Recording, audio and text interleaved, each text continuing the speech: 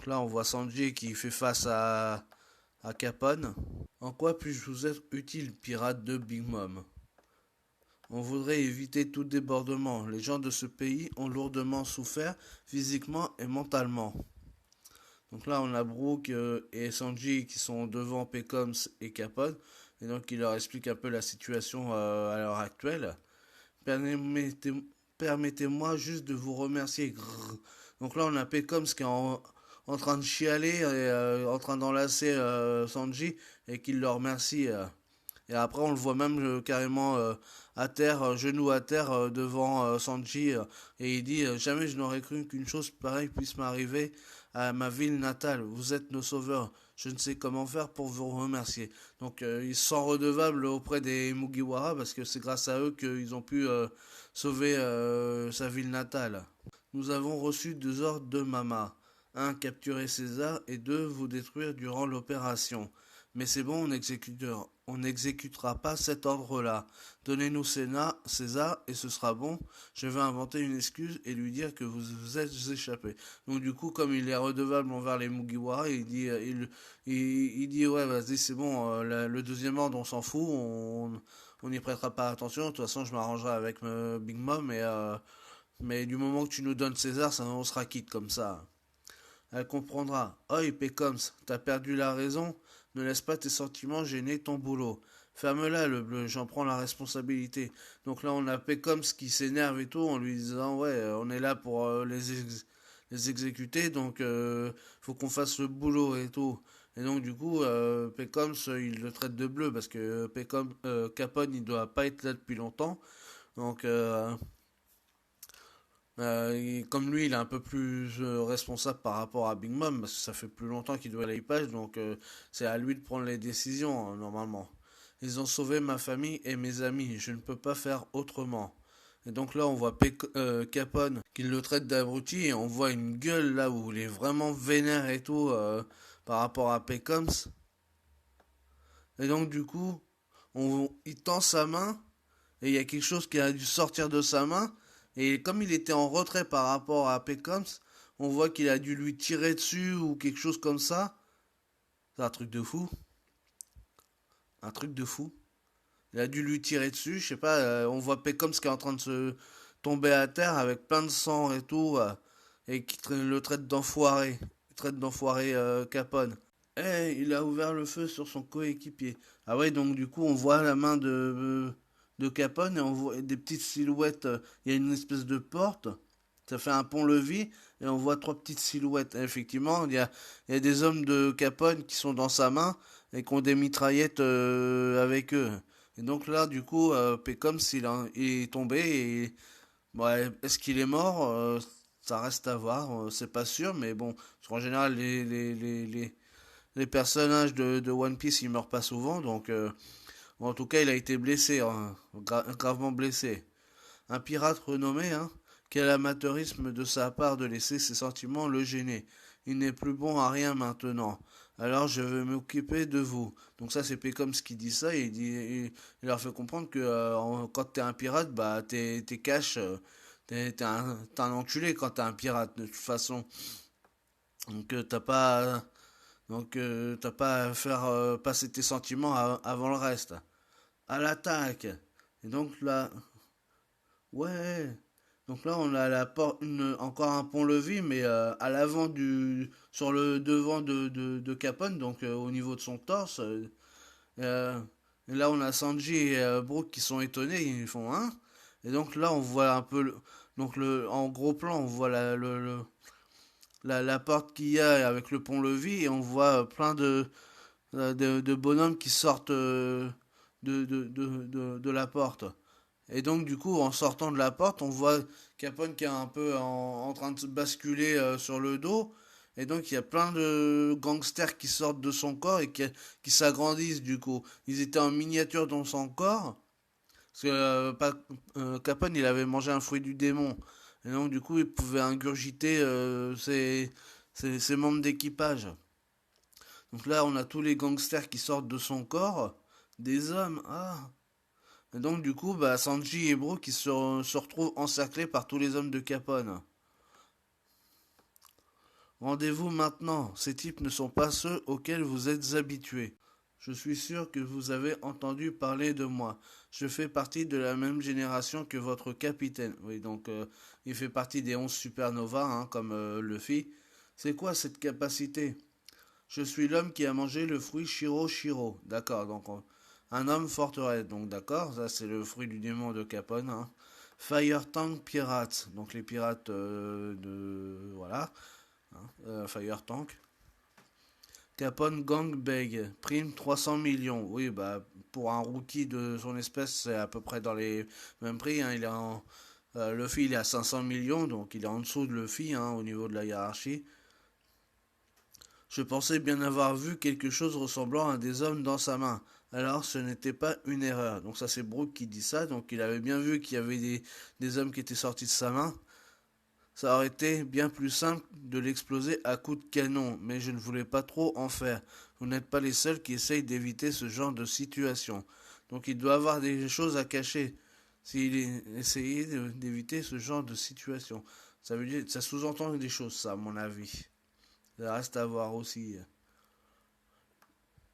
Les Mings vous sont maintenant alliés, c'est certain, et je suis parfaitement au courant de leur capacité de combat. Donc est-ce que Big Mom les a renseignés? Bah étant donné qu'il était avec l'équipage de Big Mom et que Pecom c'est un ancien de l'île, il a dû Pecom ça a dû lui donner des informations par rapport à son peuple. Donc c'est peut-être pour ça qu'il est au courant. Donc il sait qu'ils savent se battre. Et comme il sait aussi que maintenant que les Minks ils ont été sauvés par les Mugiwara, donc il sait très bien que s'ils veulent aider les Mugiwara, seront avec eux. 8. Emmène-les avec nous. À vos ordres. Hein? Désolé, j'étais inquiète. Désolé, ils étaient plus nombreux que nous. Donc là, du coup, il y a un homme de Capone qui ramène Chopper et Nami, donc bah, ils ont dû se faire prisonniers par les hommes de Capone Beg. Nami-san, Chopper-san, César, tu viens aussi. Donc César, il doit être en l'air. Ah oui, bah, il est toujours en haut par rapport aux autres. Où je fais tirer les balles en Kairuzeki pointées sur toi. Je vais compter 2, 1. Donc là, on voit les hommes de Capone qui mettent leurs armes en l'air pour tirer sur, prêt à tirer sur César. Ouah, arrêtez, ne tirez pas. Je suis là, ne tirez pas. César. Donc là, du coup, bah, César, bah, il tombe par terre, hein, et il était en haut, donc il s'est cassé la gueule et il est pour descendre.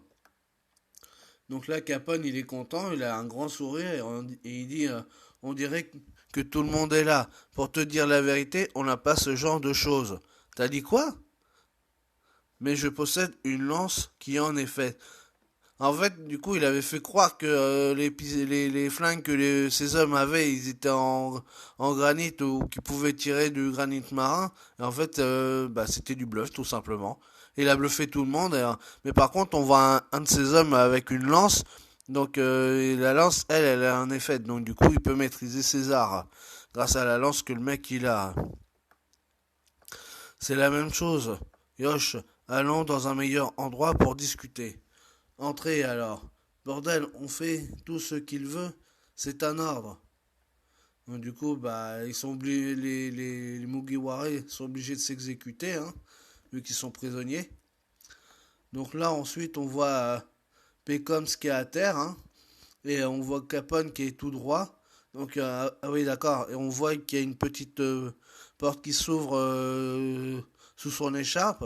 Donc, ça veut dire qu'il a dû pour être tranquille, ils ont dû rentrer dans le corps de Capone. Ouais, donc effectivement, ils sont bien rentrés dans son corps. Donc là, on voit tout l'intérieur de la maison, entre guillemets, de Capone. Donc là, on voit bien que César, Brooke, Chopper et Nami, ils ont été prisonniers. Et on a Sanji qui est assis à une table. Et donc, qu'il attend quelqu'un. Donc certainement Capone, hein, parce que ça doit être lui qui est... Donc ouais, effectivement. Donc là, il y a un petit silence qui se fait. Désolé pour l'attente. Donc là, on a Pecom qui arrive. Et c'est bizarre parce qu'il y a une espèce de fluide, de glu, ou je sais pas, qui arrive et tout. Donc c'est Capone qui arrive. Mais s'il a mangé un fruit du démon déjà, c'est bizarre ça.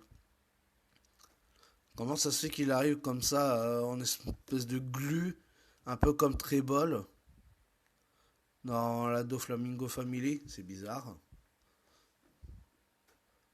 Bon, enfin bref. Moi, il y a des trucs, il y a plein de trucs à voir et à étudier après avec ce chapitre-là pour l'instant, hein. Tu as faim? Merci, mais non merci. Un peu de vin alors? Non merci. Commence à parler, bordel. Donc là, on a Sanji qui commence à s'énerver et tout, parce que l'autre il lui propose de prendre du vin et tout ça, mais lui il s'en fout, il veut savoir ce qu'il lui veut exactement. Et donc là, on voit César qui dit: ah, je suis mort, en train de chialer sa mère et tout. Il est tellement dégoûté, ça y est, parce qu'il sait il va être exécuté après. Et donc là, on a César qui fait: ah, quel homme impatient. Pas César. On a Capone qui dit: quel homme impatient. Et donc là, il y a un homme qui lui rallume son cigare. D'ailleurs, tiens, il a des tatouages sur la tête et sur la main. C'est, est-ce que ça veut dire quelque chose aussi, ça? C'est bizarre. Enfin bref, les choses ont changé depuis notre rencontre d'il y a une semaine. Voici une invitation au goûter de Mama et le grand événement de cette fois sera un mariage. Donc on voit Capone qui a une carte pour un événement et ce sera un mariage. Pourquoi il veut inviter Sanji à un mariage? Ah ouais, d'accord. Le marié, alors là je suis sur le cul. Le marié sera le troisième fils de la famille Vinsmoke, Sanji. Et sa femme sera la 35e fille de la famille Charlotte Pudding. Sanji va se marier. Et donc là, on a Sanji qui fait une tête d'enterrement. Et il en perd même sa clope. Sa clope, elle est en train de tomber et tout. Mais alors, le truc de dingue, c'est vraiment un truc de dingue. Le marié sera le troisième fils de la famille Vinsmoke Sanji. Donc ça veut dire que Sanji, son nom, c'est Vinsmoke. D'ailleurs, ça me fait penser Vinsmoke. Sanji, qui est un smoke, smoke ça veut dire fumer en anglais. Et vin, c'est un cuisinier, donc voilà. Donc en cuisine, on utilise du vin. Euh, En plus, Sanji, d'après Oda, il est censé être français s'il était dans la vie réelle. Et donc la France est réputée pour ses vins. Et de l'autre côté, sa femme sera la 35e fille de la famille Charlotte Pudding. Donc, Charlotte. Donc là, Pudding, ça doit être. Donc ça, c'est le nom de la femme, d'accord, Pudding. Et Charlotte. Oui, d'accord, parce que Big Mom, son nom, c'est Charlotte Lin Lin. Ou Lin Lin, ça dépend comment vous le prononcez, hein, j'en sais rien. Oui, Charlotte Lin Lin. Donc ça veut dire que c'est de la même famille que Big Mom. Sa femme sera la 35e fille de la famille. Donc c'est pas la fille Big Mom forcément, mais c'est une fille de la. Est-ce que ça serait Big Mom directement alors? Ou quelqu'un de la famille de Big Mom? Alors là, je reste sur le cul. Franchement, je reste sur le cul parce que là, Oda il nous sort de ses trucs. Bon, bah voilà. Bon, alors on finit là-dessus. Je suis vraiment, c'est hallucinant. Voilà. Bon, bah, encore une fois, je vous dis, Oda, il arrive toujours à nous trouver des trucs de malade. Et tout ce qu'on imaginait ou pensait, bah, finalement, on a encore on s'est fait bien encore trop avoir et par Maître Oda, quoi. Donc voilà, cette vidéo est maintenant terminée et merci de m'avoir écouté. Surtout, n'hésitez pas à laisser des commentaires, à mettre des pouces bleus et à partager. Voilà. Merci, salut à tous.